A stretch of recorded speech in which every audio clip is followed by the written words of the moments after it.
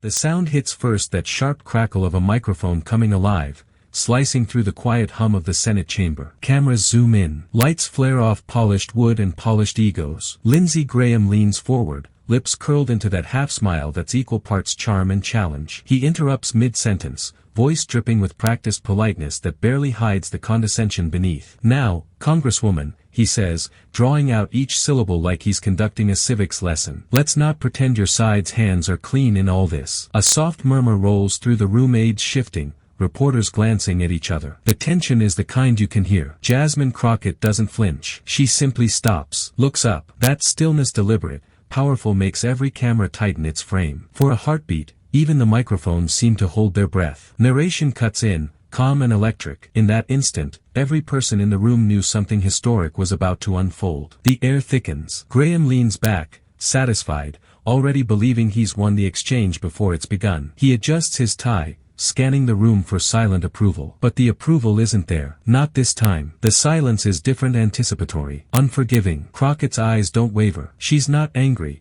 she's assessing, calculating the weight of every word she's about to unleash. One of the junior staffers near the back whispers to a colleague, "He's going to regret that." The narrator continues, the tone low and cinematic. You could feel it, that invisible shift before the fall. When arrogance mistakes quiet for defeat. Cut flash of imagined headlines appearing like lightning strikes. Did Lindsey Graham just slip up on live TV? Crockett holds her ground against Graham's latest outburst. The moment the room went silent, the camera returns to Crockett. Her voice, when it comes, is calm. Too calm. "Senator," she says softly, "if we're talking about clean hands, maybe we should start with yours." A pin could have dropped and echoed across America. And that's when the narration leans in, almost whispering. But no one expected how fast his own words would come back to bury him. The cameras widen, revealing the seal of the United States Senate glowing like a stage light above it all. This wasn't a debate. It was a hearing, official, procedural, but charged with quiet rebellion. The topic was ethics and campaign financing,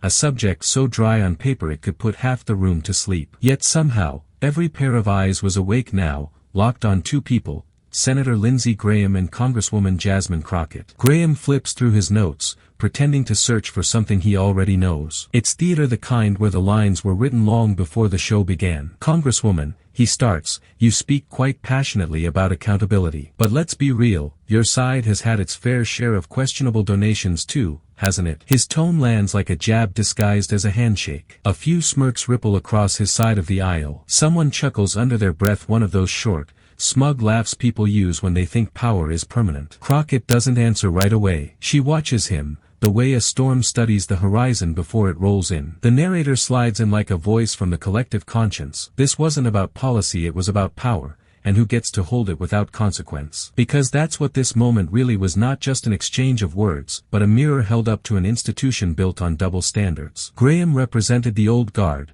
men who believed tone outweighed truth, that politeness could paper over privilege. Crockett represented something new, a generation unafraid to be sharp, unafraid to confront hypocrisy wrapped in courtesy. He tilts his head. "You talk a lot about fairness, but where was that energy when your colleagues skirted campaign rules?" The jab is subtle, but the intent isn't. It's the oldest play in the book: make the woman defend herself, question her credibility, talk over her until the sound of her own words starts to drown in his interruptions. But Crockett's silence isn't surrender, it's strategy. She knows every camera is watching. She knows her every blink will be replayed, her every pause dissected. She leans forward slightly, letting him keep talking, rope, line, and sinker. Narration deepens. In politics, silence isn't weakness. Sometimes it's the moment before the avalanche. The tension is layered. On one level, it's about campaign laws. On another, it's about who gets to speak without being interrupted. Who's labeled passionate versus angry. Who's told to calm down when they're simply telling the truth. Behind the polished oak desks and marble columns, there's something more raw, the unspoken war of decorum versus defiance. Gender, race, class, all pulsing beneath every question, every glance, every clipped phrase. Graham smiles wider now, sensing the cameras are catching his best angles. "I just think we should all be held to the same standards, don't you?" Crockett's reply comes slow, deliberate. "I couldn't agree more, Senator. Standards are important, especially when they apply to everyone." The sentence is polite. The tone isn't. It's a scalpel dressed as silk. The narrator's voice cuts through the static hum of the room. He thought he'd cornered her. But corners don't work on people who've lived their whole lives surrounded by them. Across the chamber, a few aides exchange glances. They can sense it too, that shift, that subtle unraveling. Graham keeps talking, but the balance of power is slipping with every word. And as the camera lingers on Crockett's calm, steady face, the narrator drops the line that will carry us into the storm.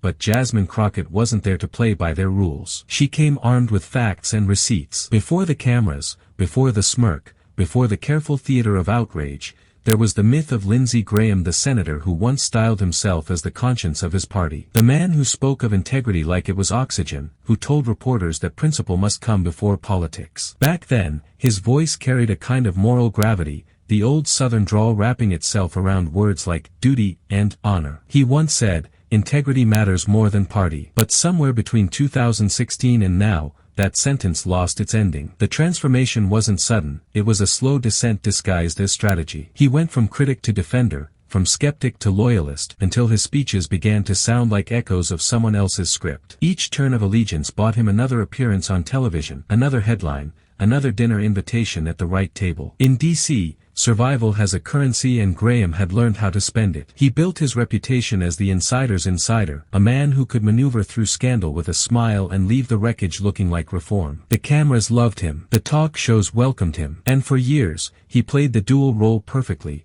public guardian of ethics, private master of loopholes. Behind closed doors, donors whispered his name with familiarity, not fear. The cocktail circuit stories, the ones about favors traded for campaign checks, about promises made in quiet committee rooms, never reached the light of C-SPAN. Not because they weren't true, but because power protects its own. The narrator's tone turned surgical. In Washington, hypocrisy doesn't get punished, it gets promoted. And Graham, he became fluent in it. One day he'd preach restraint, the next he'd cheer the very excess he once condemned. He'd speak of restoring decency, then mock those who tried. The contradictions stacked up like unsent confessions. Each one chipped a little more at the myth he'd built around himself. There was the time he called campaign finance corruption, the rot of democracy. Yet few remembered how his own committees raked in donations from shell PACs tied to corporate lobbyists and foreign-linked firms. The checks were legal, that's what made them powerful. Transparency, he'd say on camera, while the real conversations happened off record, off air, off the books. He'd mastered the art of doublethink, attack corruption while feeding from its hand. And every time he got away with it, his confidence grew. The narration softens, almost reflective. Power doesn't always corrupt all at once. Sometimes it flatters you first. It tells you you're indispensable, that your compromises are strategy, not surrender. By the time 2020 came and went, Lindsey Graham was no longer the man who warned against blind loyalty. He was its living proof. Cameras caught him defending what he once condemned, smiling through the moral whiplash. The transformation was complete and almost tragic. Almost. He'd become a symbol of something bigger, how conviction can be traded like currency, and how Washington rewards those who forget their own lines as long as they play the part convincingly. His colleagues joked that Graham could find a moral loophole in a church sermon. But beneath the humor lay discomfort. Because everyone knew, when he spoke about integrity, he wasn't preaching it, he was performing it. The narrator slows the rhythm, giving the words weight. He didn't just bend, he rebranded. Still, he never lost that charm, that awshuck Southern cadence that could turn a scandal into a shrug. The public saw the smiles. Few saw the calculus behind them. Every laugh, every jest, every folksy deflection was armor. And so when Lindsey Graham walked into that Senate hearing room,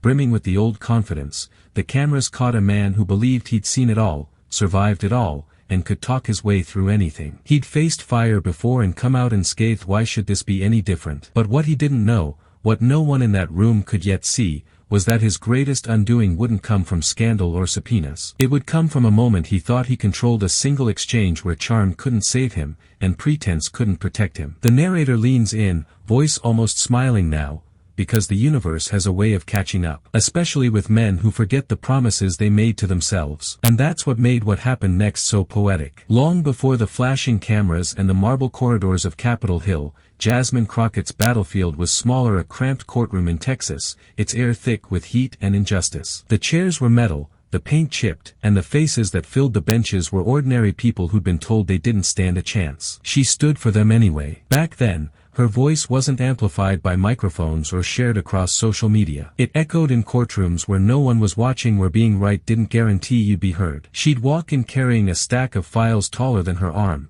wearing that same quiet confidence that now makes senators stammer. Because even then, she understood something that Washington still pretends not to. power listens when it's forced to. She grew up on grit in a household that believed in work, faith, and the kind of honesty that can't be faked. Her mother used to tell her, "Baby, the truth doesn't need a microphone. It carries." And Jasmine took that to heart. She learned early that justice isn't some grand speech, it's showing up, case after case, when no one else will. When other kids dreamed of shiny jobs, she dreamed of fairness. Not the kind you read about in textbooks, but the kind that changes someone's life. The kind that shows up for people who've been silenced, overlooked, or ignored. The narrator's tone softens, reflective.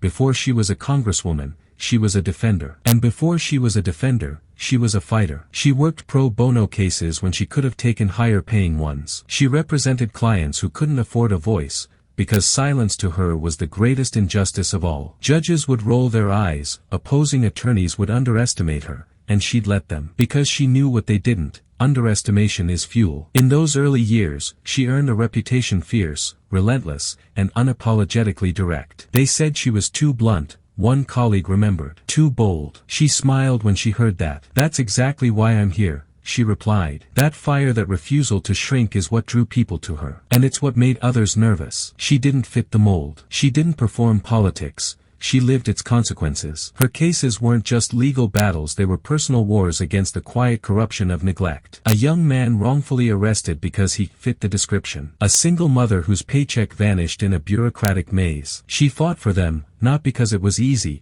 but because it was necessary. The narrator leans in every city, there are people who dream of changing the system. But every once in a while, someone shows up who changes it by refusing to play its game. When she entered politics, some called it naive, a civil rights attorney stepping into the den of career politicians. They warned her about how things really work in Washington. She just laughed. "If I can handle Texas courtrooms, I can handle Congress." Her first hearings were battles of tone. Colleagues told her to soften her voice, to ease up. She didn't. "Power doesn't get polite just because you ask it to," she said. "So why should I?" That defiance, not loud, but steady, made her stand out. While others chased airtime, she chased accountability. When she spoke, it wasn't for the cameras, it was for the people watching at home, waiting for someone to finally sound like them. She carried the memory of those clients, their faces, their fears into every hearing. Each question she asked in Congress was a continuation of the fight she started in those small courtrooms. "Justice doesn't change with the setting," she'd say. "Only the suits do." Her rise wasn't backed by dynasties or corporate donors. It was built on conviction and community. Crowd-funded campaigns, grassroots volunteers, late nights in borrowed offices. She didn't climb, she marched. And she brought an army of believers with her,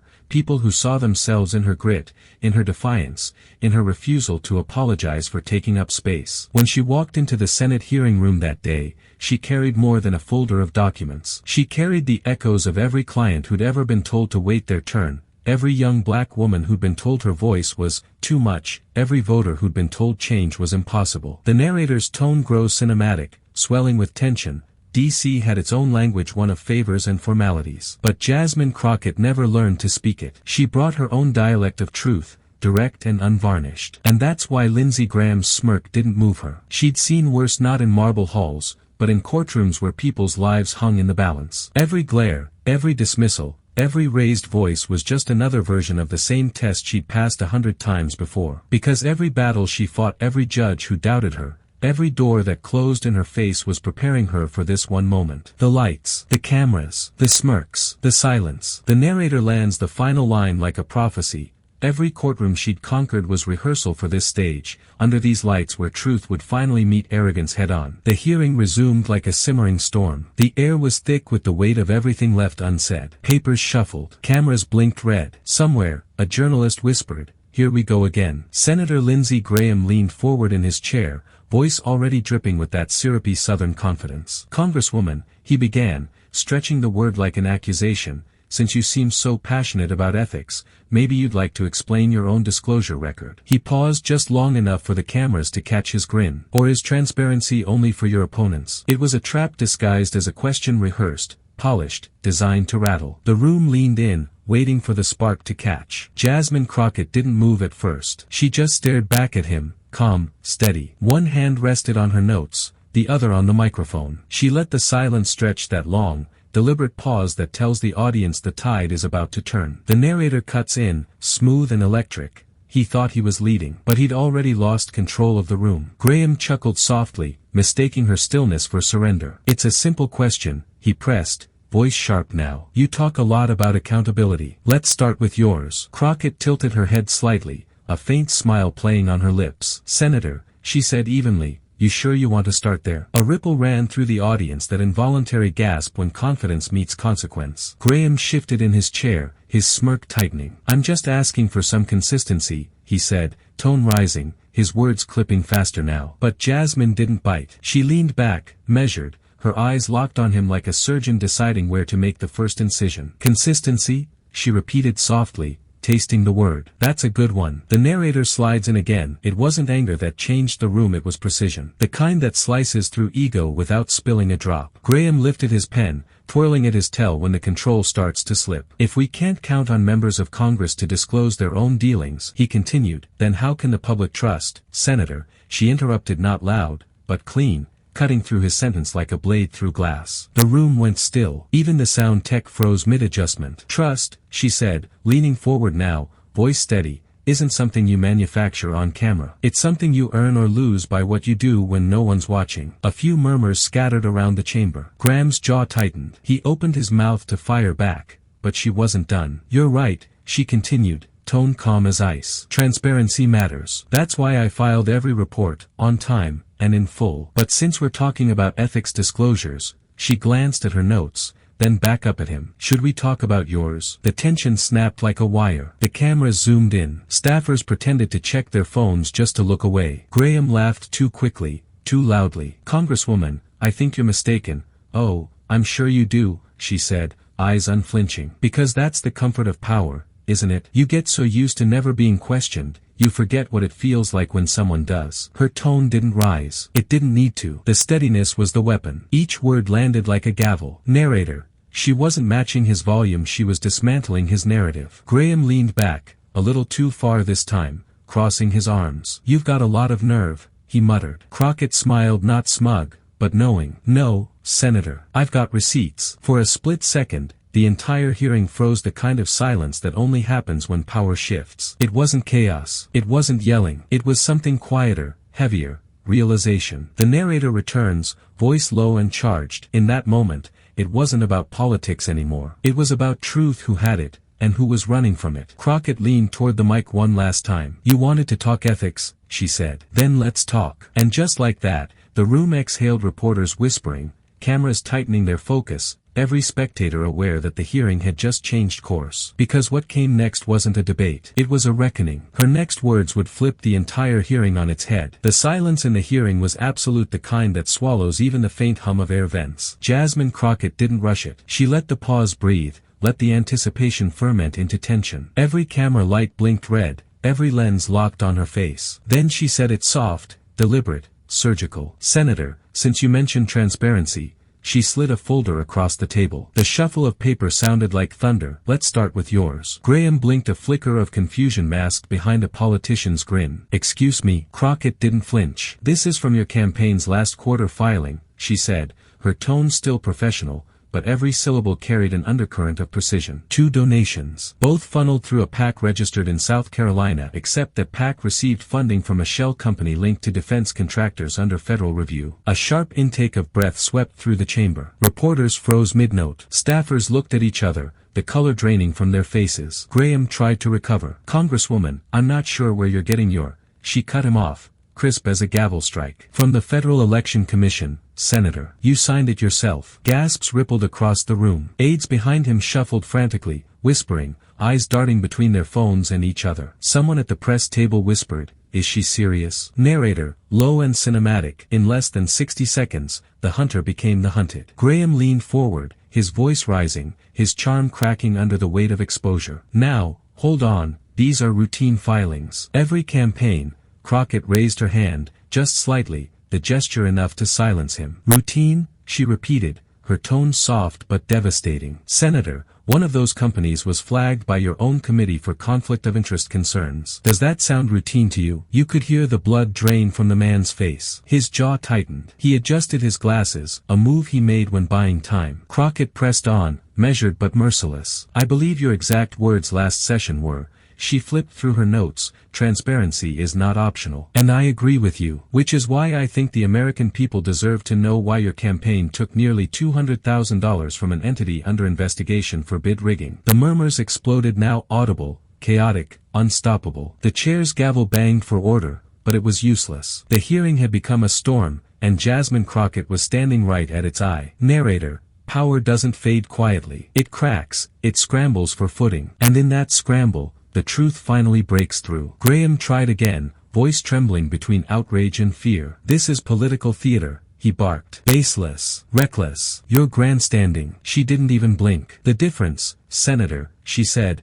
her tone cool and devastating, is that my receipts have signatures. Yours. That line hung in the air, heavy, final, impossible to refute. A photographer's shutter clicked, then another, then 20 more. Every flash captured the exact moment Lindsey Graham realized this wasn't banter, it was exposure. He opened his mouth, but nothing came out. Crockett continued, her voice soft but unrelenting. Accountability isn't partisan, Senator. It's overdue. You asked for transparency, and I'm giving it to you. Line by line, check by check. The narrator cut back in, tension like a drumbeat. Every great reckoning begins with silence, the moment arrogance realizes it's been outmatched by truth. Behind Graham, one of his aides slid a note toward him. He didn't look at it. His eyes darted toward the cameras, calculating damage control, already realizing this clip would live forever. Jasmine flipped another page, her composure almost unnerving. You said ethics should apply to everyone. I agree. That's why I expect you'll welcome a full review of these donations. Publicly. He leaned forward,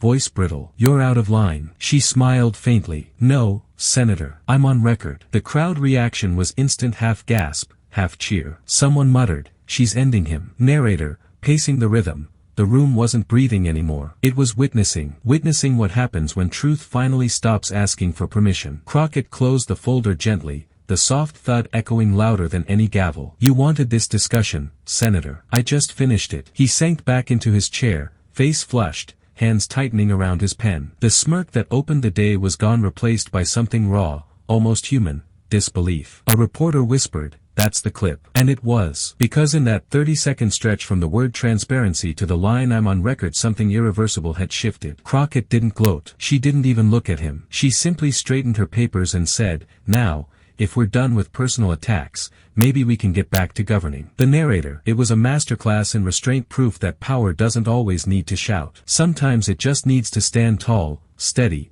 and let the facts speak louder than fury. Graham tried to regain footing. This will be looked into, he muttered. Crockett replied calmly, it should be. That's what accountability looks like, Senator. You taught me that. The irony cut deep. Cameras caught his reaction, a blink too slow, a swallow too visible, a man suddenly aware that his own talking point had just become his indictment. The chair attempted to move on. The committee will, but the narrator's voice lingered, as if the entire hearing had frozen in time. The headlines were already writing themselves. The soundbite was already viral. And for the first time in a long time, the system looked different, not because someone shouted louder, but because someone stood taller. As the gavel finally struck to close the segment, Graham gathered his papers without meeting her eyes. Crockett didn't move. She waited, calm, centered, victorious in silence. Because she knew what came next. The narrator closes the section with that signature edge. By the time he walked out of that chamber, the clip had already hit 1 million views. Reporters were running with it. Late-night hosts were quoting it. And America was asking the same question: if this is what happens under the lights, what happens when they're off? Pause. The tone drops to a whisper. But that clip, that 30-second takedown, was only the beginning. The hearing was barely adjourned when the internet caught fire. Within minutes, Twitter, or X, as the rebranded irony of it all insisted, was a battlefield of receipts, reaction clips, and digital disbelief. Hashtag Crockett exposes Graham shot up the trending chart like a rocket, followed closely by hashtag receipts ready and hashtag transparency check. The algorithm didn't stand a chance. The first viral clip hit 1 million views before Graham even left the building. It was that 30-second stretch, her calm, his unraveling, the pause before her final line. Someone slowed it down, added cinematic music. Another meme had her holding up a stack of papers labeled Receipts, Deluxe Edition. One caption read, when the assignment was ethics, but she turned in a dissertation. The narrator slips in, tone pulsing with energy. The internet doesn't wait for press conferences. It crowns its own victors. On screen, the news montage begins, rapid cuts, sound bites layered like percussion. CNN,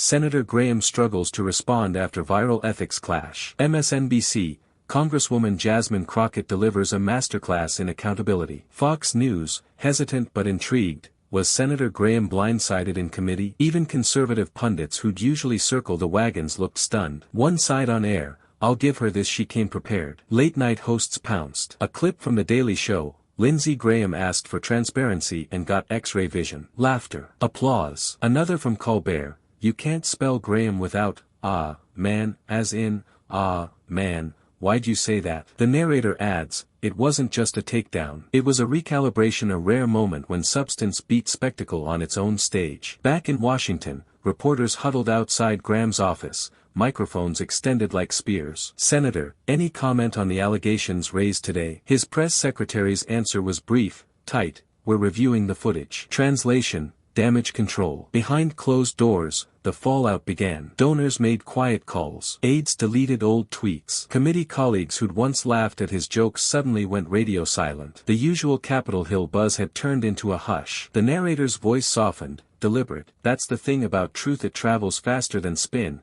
and it doesn't stop to ask permission. Meanwhile, Jasmine Crockett walked out of the Capitol the way she'd walked in, steady, unbothered, grounded. But this time, the cameras followed her like she was walking through a slow-motion montage. Flashbulbs flickered. Questions flew. She smiled politely, declined comment, kept walking. Her staffers were buzzing, phones lighting up with notifications. Madam, you're trending globally. She smiled, that quiet kind of smile that says she already knew the work would speak louder than the noise. On social media, the narrative was rewriting itself in real time. Young activists were posting clips, quoting her lines like rallying cries. Accountability isn't partisan. It's overdue. You wanted transparency. I'm on record. Hashtags morphed into slogans. TikTok edits layered her voice over gospel choirs, orchestral drops, hip-hop beats. The moment had transcended politics, it was culture now. And then came the think pieces. The Atlantic, Jasmine Crockett and the Power of Composure. Rolling Stone, how one hearing became the ethics reckoning Washington needed. Even Politico grudgingly admitted,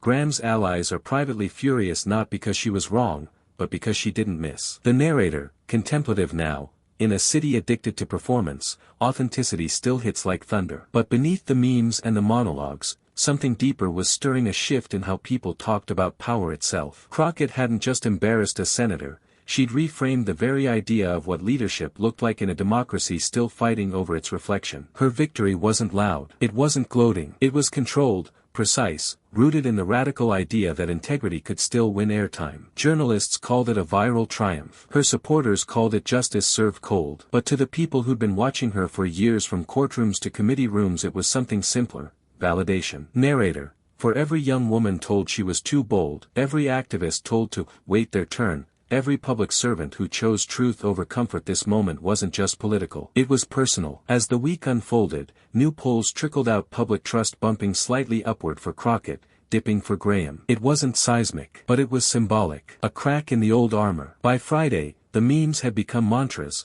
and the mantras had become movement. Signs popped up at protests reading, receipts ready. Commentators were calling it the Crockett Doctrine. And through it all, she stayed silent. No victory laps, no interviews. Just work, meetings, votes. Another day in the fight. Narrator, softly, she didn't need to say anything. The world was already speaking for her. A beat. Then the tension folds into reflection. Jasmine Crockett didn't just win the argument, she changed the conversation. Because beneath the viral moment lay something deeper, a reminder that real leadership isn't about volume or power plays. It's about courage, the kind that stands unshaken when the whole room waits for you to blink. The camera pans over screens, tweets, news anchors, scrolling headlines, millions of comments merging into one unstoppable current. Narrator. And yet, the story wasn't over. Because what happens after the truth goes viral? That's where the real test begins. Fade out on that final tease, the world still buzzing, the truth still echoing, the next chapter waiting just beyond the frame. The headlines had begun to cool,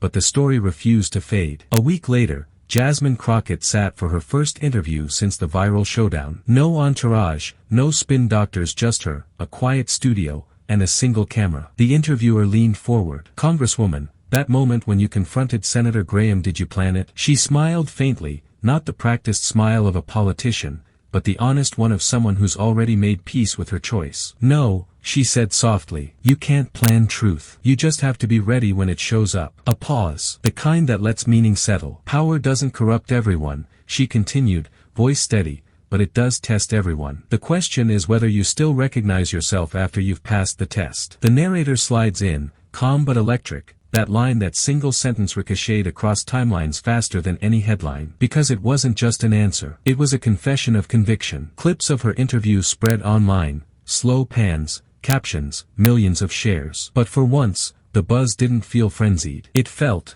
grounded. Like people were hearing not the sound of scandal, but the echo of something they'd been waiting to believe again. Narrator. Courage isn't loud. It's calm. Truth isn't flashy. It's patient. And integrity, it still echoes even in a city built to drown it out. Cut to voices from the public, snippets from talk shows, podcasts, street interviews. She didn't just argue. She reminded us what accountability looks like. She made me proud to care again. She didn't fight to win. She fought to be honest. It wasn't partisan anymore. It was human. The camera pans through a montage. College classrooms replaying the clip during ethics discussions. Activists quoting her words at rallies. Parents telling their kids, that's what standing your ground looks like. For millions watching, it wasn't just about politics, it was about possibility. About seeing someone stand tall in a place where compromise had become currency. Narrator. In a town where noise is mistaken for influence, one calm voice had broken through. And the silence that followed wasn't empty, it was clarity. Even some of her critics, those who dismissed her as too blunt, too emotional, too much, found themselves re-evaluating. A columnist wrote, maybe the problem was never her tone. Maybe it was our tolerance for hypocrisy. And somewhere between the tweets and the think pieces, the moment shifted from viral to vital. The narrator's voice softens now, the tone reflective, reverent. Every generation gets a reminder that leadership isn't about who speaks the longest, but who speaks the truth when it matters most. Crockett's calm wasn't silence. It was strength. Her restraint wasn't hesitation. It was precision. And her victory wasn't the applause, it was the accountability she made unavoidable. The interviewer's final question lingers. Do you think anything really changes after moments like this? Crockett looks into the lens, thoughtful. Change doesn't happen all at once. It starts as a whisper, and if you're lucky, the world listens before it fades. Narrator. That whisper, born in a Senate chamber, amplified by millions, became something more than a soundbite. It became a standard. Cut to the city skyline, Washington under twilight, lights flickering in office windows, monuments glowing faintly against the dark. The nation still messy, still divided, still watching. And over it all, the voice returns, quiet, poetic, and unflinching. In a town built on noise, one calm voice still broke through. Because truth doesn't shout, it waits. And when it finally speaks, it doesn't need an audience to matter. Just timing, a beat. And maybe, just maybe, the truth still has perfect timing. The dust has settled, but the impact, still echoing. What started as another tense DC hearing ended as something far bigger, a reckoning caught live on camera. Arrogance was exposed. Calm triumphed. And one congresswoman proved that poise can be sharper than any insult. Narrator. Because standing up to power isn't loud, it's unflinching. Cut to flashbacks, Graham's smirk fading, Crockett's eyes steady, the crowd frozen in that moment where confidence met consequences. That wasn't just a clapback, it was a masterclass. Narrator, tone rising with conviction. They say politics is a game. But what happens when someone stops playing by the rules and starts telling the truth? Clips flicker across the screen, headlines,